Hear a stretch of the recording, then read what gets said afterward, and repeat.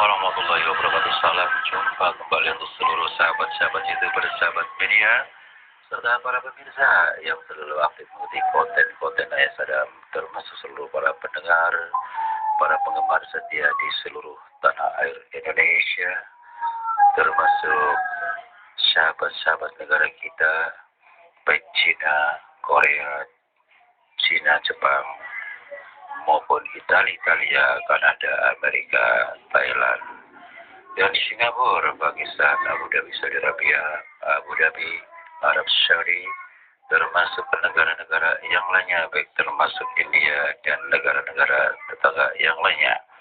Semoga kita tetap dalam lindungan Allah Subhanahu wa Ta'ala. Di sini saya pribadi, Bung Jebri, selaku pembawa acara Radio RAS yang ada bersama channel Ayah Sadam untuk melanjutkan dengan acara tanya jawab seputar dunia lain. Kali ini saya pribadi akan membacakan salah satu atensi bernama Raka dari Jawa Tengah, Yogyakarta. Saya akan bacakan yang pertama, yaitu saudara Raka yang dari Jogja, Jawa Tengah. Assalamualaikum warahmatullahi wabarakatuh. Salam kenal, salam senggol, Bung Jebri. Saya senang sekali dengan acara Anda di channel Ayah Sadam. Memang banyak sekali orang punya riwayat ya. Terdahulu orang-orang sesepuh kita juga masih hidup. Bisa saja mereka punya kisah-kisah yang lebih takjub begitu, Bung Jebri, yang berhubungan dengan dunia lain. Kembali lagi kepada saya, Bung Jebri, saya Raka. Saya baru 5 bulan ini, Bung Jebri. Di Jogja itu kan saya masih punya tanah pekarangan luas nih ceritanya. Kalau saya di kampung itu, kalau lagi libur, saya suka nanam-nanam sesuatu seperti itu. Namun di balik itu, Bung Jebri, saya kan sudah cukup lama punya tanah di situ, memang dari keturunan. Tiba-tiba itu yang di sebelah sana tuh kan tanahnya agak sedikit ke bukit begitu ya, pokoknya rimbun seperti kayak hutan belantara gitu. Saya memang suka ke sana karena di situ jarang disinggahi orang. Kebetulan banyak burung-burung begitu, saya ingin menikmati tuh burung-burung yang ada di pohon tersebut. Tiba-tiba saya kedapatan apa namanya ya, saya sendiri kurang paham, tapi jenisnya kayak bentuknya kayak taring macan begitu, Bung Jebri. Lantas saya ambil, saya bungkus, kebetulan saya bawa tisu, saya bungkus dengan tisu, Bung Jebri. Pada saat saya masukkan ke kantong baju saya kaget, Bung Jebri. Dia bergetar. Lantas saya pegangi dengan tangan yang ada di kantong itu. Lantas saya bertanya, Assalamualaikum warahmatullahi wabarakatuh. Siapa Anda sebenarnya? Yang saya lihat adalah taring macan. Kenapa kau bergetar? Kalau kau mau bicara, bicaralah. Saya akan mendengarkan apa kata Anda. Saya memang tidak tahu apa-apa, orang awam. Saya katakan demikian, Bung Jebri. Tiba-tiba ada suara lantang, Bung Jebri. Sayalah si taring bertuah, si taring macan putih adanya. Saya kaget, Bung Jebri. Ada suara tanpa ujung. Tapi saya melanjutkan pembicaraan, Bung Jebri, walaupun agak sedikit merinding ya. Barang tersebut yang saya kantongin yaitu taring macan. Saya ambil, saya genggam sambil saya bicara. Apakah kau yang bicara yang baru saja tanpa wujud? Tiba-tiba suara itu bicara lagi, Bung Jebri. Ternyata betul yang saya pegang taring macan itu berbicara. Ya betul, inilah saya, si taring bertuah, taring macan putih. Lantas saya bicara kembali, Bung Jebri. Tolong jelaskan dong, saya orang awam, saya nggak paham maksudnya dan untuk apa taring macan ini. Kebetulan saya memang melihatnya ya, saya pungut. yang dikhawatirkan terinjak orang itu. Saya bilang begitu Bung Jepri. Terus dia bicara lagi, rawatlah taring macan putih itu, kau akan diberi petunjuk melalui mimpi. Kata si taring itu bicara begitu Bung Jepri. Betul juga Bung Jepri, selama 2 minggu saya dimimpikan sampai detil yang awalnya saya orang awam jadi tahu apa fungsi dan faedahnya sih. Intisarinya aja Bung Jepri ya, biar cepat saya mau bicara banyak-banyak, waktunya sempit. Yang pertama, dia mengatakan bahwa orang tersebut memang berlakunya adalah manusia yang memiliki ilmu macan putih. Kebetulan beliau sudah meninggal. Lantas beliau belum sempat menyerahkan kepada ahli warisnya yang namanya sebutan si taring kodam macan putih. Seperti itu Bung Jepri, menurut mimpinya begitu petunjuknya. Karena beliau sudah meninggal, si kodam itu mengikuti di mana majikan yang sudah almarhum.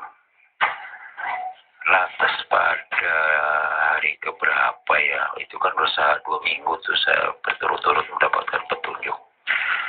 Nih saya kasih intisarinya aja Bung Jepri. Yang kedua, saya suruh beli minyak saffron. Saya ikuti apa kata petunjuk. Katanya suruh wasilah, berdoalah gitu. Wabil khusus, niat karena Allah, kata gitu, ditiupkan kepada minyak saffron setelah berdoa 3 kali tiup. Lantas pas malam Jumat Kliwon, kebetulan pas minggu kedua kan malam Jumat Kliwon tuh Bung Jepri. Tapi sudah dapat petunjuk banyak tuh, makanya saya paham. Akhirnya saya lakukan apa kata mimpi. Si taring macan tersebut saya kasih minyak saffron sambil berdoa. Karena minyak itu kan sudah dilihatkan tuh, saya wasilah, saya doa, saya tiupkan ke minyak tersebut. Lantas saya olesi ke seluruh taring tersebut. Lantas kebetulan saya punya kotak bekas cincin lah gitu ya, saya masukkan ke situ. Pas setelah malam Jumat Kliwon besoknya, saya pas lagi ngambil pakaian tanpa sengaja Bung Jepri. Hai manusia, terima kasih kau telah merawat saya. Karena pemiliknya sudah almarhum, engkaulah penggantinya. Kau menjadi anak yang sakti mandraguna dan kau akan mudah mencari nafkah dengan jalan yang baik. Lihatlah besok pagi ada apa. Di situ sepi ngomong Jepri. Apa maksudnya ya? Saya kan masih muda Bung Jepri, baru umur menjelang 30. Lantas saya tunggu aja besoknya. Ternyata Bung Jepri, pada saat saya lagi berjalan-jalan itu tanya ya, di mana ada apa sih namanya, ada orang punya hajat nih, dangdutan seperti itu. Kebetulan saya bukan mau nonton, lagi lewat. Ada orang rame-rame berkelahi. Waduh, ini penontonnya banyak sekali. Kalau saya berkelahi di situ, jadi sasaran repot. Saya katakan demikian Bu Jepri. Tapi saya lihat ada yang bawa golok lah, ada yang bawa celurit lah, serem banget. Di situ nggak tahu kenapa saya refleks Bu Jepri. Saya nggak tega melihatnya, takutnya ada orang yang kena benda itu. Karena ada yang pakai barang-barang benda-benda tajam gitu. Begitu saya mendekati, tiba-tiba saya kena sasaran nih, dibacok oleh celurit itu. Nah, si celurit itu kenapa Bung Jepri? Orang itu terpental, si celuritnya itu nancep di tubuh saya, tapi saya tidak merasakan sakit. Akhirnya saya cabut si celurit itu. Tiba-tiba telinga saya kedengaran suara begini Bung Jepri. manusia, kalau Allah hamba Allah yang baik, kau tidak akan pernah luka sekecil apapun ataupun sakit. Cabutlah celurit itu dan tiupkan. Terserah Anda maunya, apakah mau dihilangkan jejaknya, atau mau dijadikan ular, atau mau berubah wujud apa saja, terserah Anda. Di situ, wah ini hebat juga nih. Dalam hati saya demikian, Bung Jepri. Akhirnya apa? Saya pengen supaya dia menghilang. Akhirnya dia menghilang. Seluruh orang-orang di situ terkesima bahwasanya ada yang jeletuk. Wah, ini ada anak muda pinter nih. Seluruh itu bisa menghilang begitu saja. Sehingga si pemilik termasuk lawan-lawannya itu terkesima dan akhirnya bubar. Lantas tiba-tiba ada petugas Bung Jepri bertanya, anak muda, siapa kamu? Saya baru melihat kamu. Terima kasih ya, kamu sudah, ya secara dia langsung sudah melerai. Memang di sini ada provokator, orang lagi pada asik, joget, tiba-tiba ada gerombolan datang bawa celur segala macam. Celurnya itu kemana bang? Kok bisa menghilang begitu aja? Lantas saya dengan santai dan santunnya menjawab, mohon maaf Pak, saya juga orang awam, saya mereda aja Bu Jepri. Baru kali ini saya juga mengetahui hal-hal seperti ini orang berantem. Saya spontan aja. Saya takutnya mengenai orang, nanti orang bisa mati. Tiba-tiba saja sasaran. Ya atas sisinya ada kali Pak. Allah melindungi saya, walaupun saya pembacok, orang tersebut tentang. Saya cuma lihat ini, ya Allah, jauhkan dari pandangan saya seluruh ini. Mungkin dia langsung menghilang begitu aja. Lantas salah satunya petugas, wah, siapa ini bukan orang sembarangan nih, punya kelebihan, nggak mungkin. Sedangkan kalau orang biasa dibaca pasti kena, bisa saja mati. Ini malah kenapa? Sulit itu bisa menghilang begitu aja. Disitulah Bung Jepri, mohon pencerahannya Bung Jepri. Ini ada lagi satu lagi Bung Jepri. Setelah saya pulang dari situlah singkat kata ya, tiba-tiba saya lagi lewat di rumah. Orang yang saya lewati bukan dekat rumah tuh. Ada orang kesurupan Bung Jepri. Udah saya hadir, saya juga di situ refleks ya tanpa terencana. Saya orangnya nggak tegaan melihat apa-apa, kayaknya orang membutuhkan saya gitu. Orang banyak pada melihat orang kesurupan. Saya ulang salam, assalamualaikum warahmatullahi wabarakatuh. Mohon maaf bapak-bapak, ibu-ibu, ada apa nih? Itu ada kesurupan. Siapa? No, ibu-ibu. Boleh saya masuk Pak? Kalau diizinkan, saya bilang begitu. Akhirnya apa saya diizinkan? Lantas saya cuma menyentuh di mana adanya taring macan yang saya kantongin. Saya batin, ya Allah ya Robi, melalui dengan taring macan ini, semoga si ibu ini apabila memang terganggu oleh hal-hal gaib, keluarkan dari tubuhnya sadarkan dia sesadar-sadarnya seperti sedia kala. Begitu saya sentuh melalui telapak tangan saya di kepalanya, dia langsung sioman BJB. Semua orang kagum terperangah melihat saya, sehingga saya dikenal saat itulah. Yang pertama tadi di kerumunan dengan hutan, yang kedua pas lagi niat pulang ada orang serupa. Alhasil alhamdulillah menjadi saya kok dengan sebutan katanya seorang spiritual ahli ruqyah begitu. Memang saya sejak itulah banyak orang manggil saya untuk meruqyah orang kesurupan begitu Bung Jepri. Mohon pencerahan dan solusinya Bung Jepri. Saya sendiri terus saya masih banyak PR walaupun saya merasakan kelebihan-kelebihan itu saya rasakan. Terima kasih atas dimotnya atas saya Bung Jepri. Wassalam Raka dari Jogja.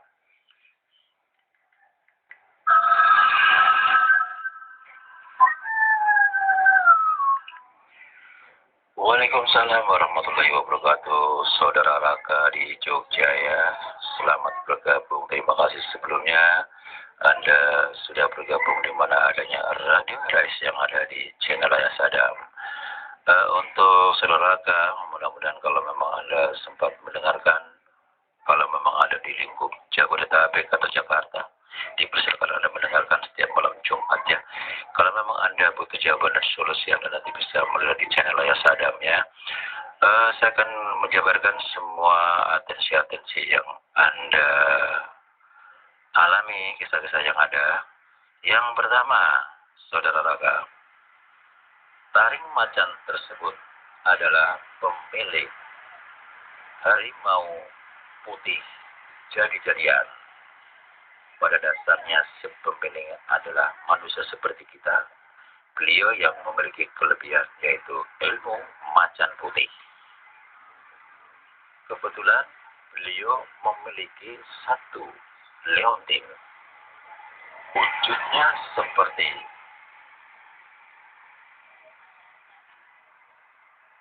yang Anda dapatkan, yaitu taring macan. Nah, disitulah sebagai lambang taring macan tersebut bukanlah taring macan biasa, tetapi berkodam. Makanya yang Anda rasakan, yang Anda dapatkan, Anda bisa merasakan kelebihan-kelebihan tersebut. Yang kedua, Anda sudah mengetahui keseluruhan ya, yang Anda ceritakan. Itu bagus, memang untuk kemaslahatan menolong banyak orang. Memang berpengaruh kepada sepemiliknya. Sepemiliknya adalah kebal, bacok, senjata tajam maupun senjata api, maupun apapun jenisnya, dan segala dedemit apapun.